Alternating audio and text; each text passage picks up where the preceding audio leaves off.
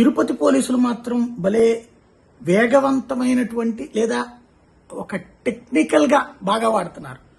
Drones ని చంద్రబాబు సర్కార్ వచ్చాక ప్రతి పోలీసులకి అప్పచెప్పేసింది, పోలీస్ స్టేషన్ కి. దాన్ని సద్వినియోగం చేస్తున్నటువంటి వాళ్ళు ఇప్పుడు పోలీసుల్లో బాగా ప్రముఖంగా వినబడేటటువంటి పేరు తిరుపతి. లేటెస్ట్ గా ఆ మధ్యకాలంలో ఏదైతే ఊరు చివరన ఓపెన్ ప్లేసెస్ లో మందు దాగేటటువంటి వాళ్ళు చాటుగా ఉన్నటువంటి ఓపెన్ ప్లేసెస్ లో అయిపట్టుకుంటే ఇప్పుడు లేటెస్ట్ గా వాళ్ళకి పాడుబడిన భవనాలు ఆ ప్రాంతాలని ఈ డ్రోన్స్ తో చెక్ చేశారు. చేస్తే అందులో గంజాయి సేవించే వాళ్ళు ఒక 60 మంది దొరికారు.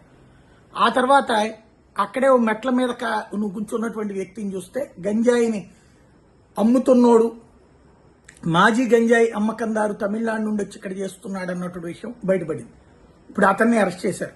ఓవరాల్ గా డ్రోన్స్ ద్వారా ఎప్పటికప్పుడు అసాంఘిక శక్తుల్ని ట్రేస్ చేయడంలో సక్సెస్ అవుతున్నారు తిరుపతి పోలీసులు.